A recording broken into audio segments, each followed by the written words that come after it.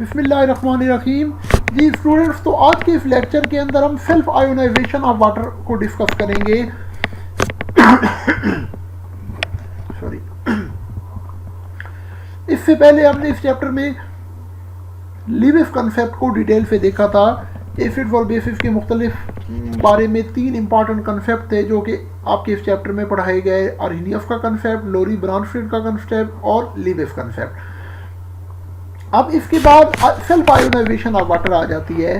तो इसके लिए हम याद रखिएगा कि लोरी ब्रांडस्टेड कंसेप्ट के अंदर हमने एक amphoteric nature of the compound पढ़ी थी कि कुछ कंपाउंड्स ऐसे होते हैं जिनके अंदर प्रोटॉन लेने की और प्रोटॉन देने दोनों तरह की एबिलिटी पाई जाती है।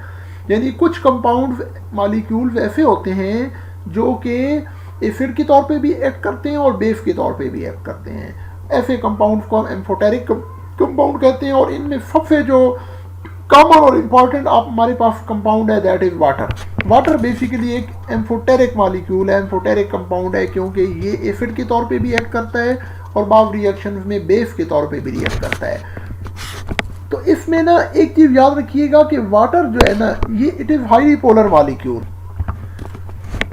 वाटर एक हाईली पोलर मॉलिक्यूल है और पोलर मॉलिक्यूल आपने पढ़े हुए हैं 9th क्लास में, याद जी। तो पोलर मॉलिक्यूल्स के मुतालिक याद रखिएगा कि polar molecules are those compounds, these are basically covalent compounds, ठीक है। और इनके अंदर इलेक्ट्रोनेगेटिविटी डिफरेंस मौजूद होता है और जिस मॉलिक्यूल की इलेक्ट्रोनेगेटिविटी ज़्यादा होती है उसके ऊपर पार्शियल नेगेटिव चार्ज आता है और जिसकी इलेक्ट्रोनेगेटिविटी कम होती है उसके ऊपर पार्शियल पॉजिटिव चार्ज आता है। अगर आप इसी सिचुएशन को वाटर के अंदर आप देखें ना, तो वाटर की स्ट्रक्चर कुछ इस तरह की हम ड्रा करते हैं।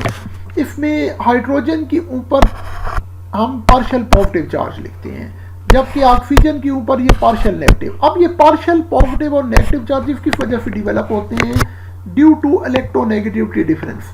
क्योंकि हाइड्रोजन की इलेक्ट्रोनेगेटिविटी कम है, लिहाजा इसके ऊपर पार्शियल पॉजिटिव चार्ज आता है। ऑक्सीजन की इलेक्ट्रोनेगेटिविटी ज़्यादा है, इसके ऊपर पार्शियल नेगेटिव चार्ज आता है, ठीक है जी। तो इस वजह से पोलर मॉलिक्यूल्स बनते हैं और वो मॉलिक्यूल्स जिनके अंदर इलेक्ट्रोनेगेटिविटी डिफरेंस नहीं पाया जाता वो नॉन पोलर मॉलिक्यूल्स होते हैं। ये जस्ट आपकी याद दहानी के लिए ये चीज़ मैंने आपको बताई है। बिल्कुल इसी तरह अब वाटर चूंकि हाईली पोलर मॉलिक्यूल है और वाटर मॉलिक्यूल्स बहुत ज़्यादा एनर्जेटिक होते हैं, इनका एक दूसरे के साथ कोलिजन या टकराव जो है ना वो कॉन्टीन्यूसली होता रहता है।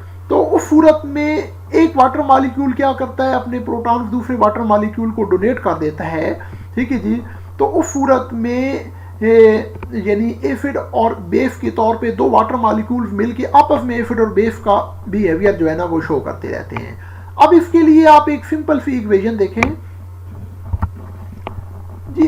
तो यहाँ पे आपको मैंने एक इक्वेशन दिखाई है, इसमें देखिए आपके पास ये दो वाटर मॉलिक्यूल्स हैं, ठीक है ना। ये आपस में जब इनका कोलिजन होता है, टकराव होता है, तो उसके रिजल्ट में क्या होता है कि बाज़ औक़ात एक वाटर मॉलिक्यूल क्या करता है, अपने एक इलेक्ट्रॉन पेयर जो है ना वो एक हाइड्रोजन को डोनेट कर देता है। फॉर एग्जांपल ये अब वाटर क्या करेगा, अपना एक प्रोटॉन इलेक्ट्रॉन पेयर जब ऑक्सीजन को डोनेट करेगा, ठीक है ना, तो उसके रिजल्ट में हमारे पास हाइड्रोनियम आयन बनते हैं, H3O पॉजिटिव, और साथ हमारे पास OH नेगेटिव आयन जनरेट हो जाते हैं।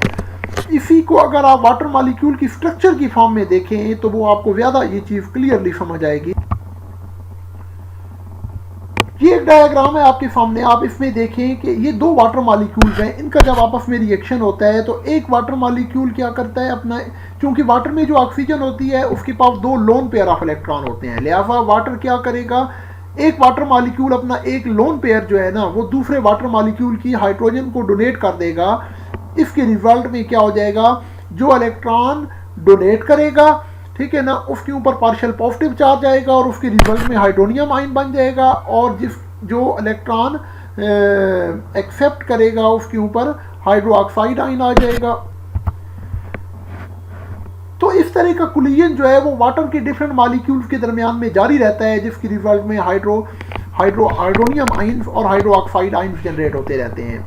तो इसमें एक चीज़ याद रखिएगा कि ये प्रोसेस चूंकि इसमें दो वाटर मॉलिक्यूल्स आपस में रिएक्ट कर रहे हैं, इसलिए आप इसको सेल्फ आयोनाइजेशन ऑफ वाटर कहते हैं।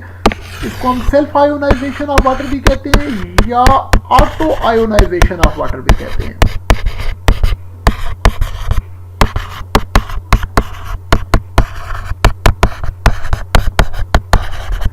अच्छा, इसी रिएक्शन को ना आप थोड़ा सा सिंप्लीफाइड वे में अगर लिखना चाहें तो यूं भी लिख सकते हैं कि टू वाटर मॉलिक्यूल जो है ना वो जब रिएक्ट करते हैं तो उसके रिजल्ट में आपके पास हाइड्रोनियम आयन बनते हैं H3O positive plus hydro oxide ion बनते हैं। अच्छा, एक वाटर मॉलिक्यूल की आयोनाइजेशन को अगर आप देखें ना कि एक वाटर मॉलिक्यूल जब आयोनाइज होता है तो हमारे पास हाइड्रोजन आयन और हाइड्रो ऑक्साइड आयन बनते हैं। लेकिन याद रखिएगा कि प्योर वाटर मॉलिक्यूल की जब आयोनाइजेशन होती है तो उसमें नॉर्मली हाइड्रोजन आयन एग्जिस्ट नहीं करते। उसकी वजह ये होती है कि बिलियंस ऑफ वाटर मॉलिक्यूल्स इकट्ठे होते हैं, तो जैसे ही हाइड्रोजन आयंस अवेलेबल होते हैं तो उनको एक साथ वाला नेबरिंग वाटर मॉलिक्यूल एक्सेप्ट कर लेगा और उस तरह फिर हाइड्रोजन आयन से हाइड्रोनियम आयंस बनते जाएंगे। यानी डिफरेंट वाटर मॉलिक्यूल्स का जब इंटरएक्शन होता है तो उसके रिजल्ट में क्या होता है कि हाइड्रोजन आयन फौरी तौर पे हाइड्रोनियम आयन में कन्वर्ट हो जाते हैं। उसकी वजह यह है कि हाइड्रोनियम आयन जो है ना ये मोर स्टेबल है as compare to hydrogen ions, क्योंकि हाइड्रोजन आयन में तो आपको पता है क्या सिचुएशन है कि इसके पास एक ही इलेक्ट्रॉन था, वो भी इसने लूज कर दिया। तो अपना डुप्लेट कंप्लीट करने के लिए ये जो एक हमारे पास हाइड्रोजन आयन होगा ना, ये 2 इलेक्ट्रॉन ढूंढ रहा होगा कि मुझे कहीं से 2 इलेक्ट्रॉन मिल जाए तो मेरा डुप्लेट कंप्लीट हो जाए। तो जब नेबरिंग वाटर मॉलिक्यूल, हर वाटर मॉलिक्यूल की जो ऑक्सीजन है उसके पास 2 लोन पेयर ऑफ इलेक्ट्रॉन मौजूद हैं, लिहाजा ये प्रोटॉन वहां से एक lone pair of electron accept करके फिर फौरी तौर पे हाइड्रोजन आयन से हाइड्रोनियम आयन के अंदर कन्वर्ट हो जाएगा। यानी hydronium ion you can say it is the more stable state of hydrogen ions as compare to H positive. ठीक है जी। अब आप इसी रिएक्शन के लिए आयोनाइजेशन कांस्टेंट अगर आप फाइंड कर लें, जो कि हमने पहले पढ़ा हुआ है कि आयोनाइजेशन कांस्टेंट किस तरह फाइंड करते हैं। अच्छा, तो एक चीज और, एक पॉइंट और याद रखिएगा कि वाटर जो है ना, water is a weak electrolyte. Weak electrolyte का मतलब ये होता है कि नॉर्मली वाटर जो होता है उसकी आयोनाइजेशन नहीं होती, क्योंकि नॉर्मल वाटर जो है ना वो हाईली स्टेबल मॉलिक्यूल होता है, तो उसकी आयोनाइजेशन पावर बहुत कम होती है। ठीक है जी। तो यही वजह है कि ये 25 डिग्री सेंटीग्रेड टेम्परेचर के ऊपर जब कैलकुलेट किया गया कि एक वाटर जो है ना अगर वो आयोनाइज होता है तो उसके आयोनाइज होने में कितने हाइड्रोजन आयंस और कितने हाइड्रो ऑक्साइड आयंस बनते हैं। तो ये चीज कैलकुलेट की गई कि 25 डिग्री सेंटीग्रेड टेम्परेचर पे वाटर मॉलिक्यूल की जो आयोनाइजेशन होती है उसकी रिजल्ट में उसमें हाइड्रोजन आयन और हाइड्रो ऑक्साइड आयंस का कंसंट्रेशन इक्वल होता है और वो 1 × 10⁻⁻7 होता है, मोलर होता है। ठीक है जी। और आप ये देख लें कि ये बहुत ही स्मॉलर वैल्यू है, 1 × 10⁻⁻7। ठीक है ना। अब आप आयोनाइजेशन कांस्टेंट इसका फाइंड कर लें। आयोनाइजेशन कांस्टेंट ऑफ वाटर अगर आप फाइंड करें तो वो हमारे पास क्या बन जाएगा, प्रोडक्ट्स को हम, ये कौन सी रिएक्शन का आप फाइंड करेंगे, ये वाला, इस रिएक्शन का अब आप आयोनाइजेशन कांस्टेंट फाइंड कर लें। ठीक है ना। तो ये आपके पास क्या आ जाएगा, Kc = आपको पता है आयोनाइजेशन कांस्टेंट जब भी हम फाइंड करते हैं तो उसमें जो प्रोडक्ट्स होते हैं, प्रोडक्ट्स को हम न्यूमरेटर में लिखते हैं और जो रिएक्टेंट होता है उसको हम डिनोमिनेटर में लिखते हैं। इस तरह आपके पास ये कुछ इस तरह का आयोनाइजेशन कांस्टेंट बन जाएगा। अब आप इसको थोड़ा सा मॉडिफाई करें, क्योंकि वाटर एक्सेस अमाउंट में है, वाटर एक्सेस अमाउंट में है, लिहाजा आपके पास ये जो डिनोमिनेटर में वाटर मौजूद है ना, इस वाटर को आप right hand side of the equation में ले आए तो ये आपके पास क्या बन जाएगा, Kc × H2O = H positive into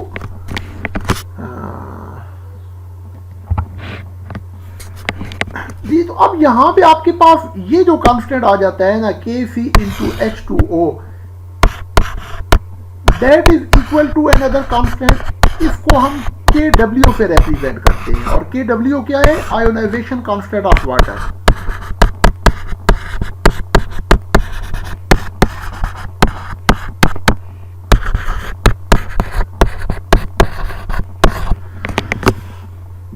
अब आप इसको KW से रिप्लेस कर दें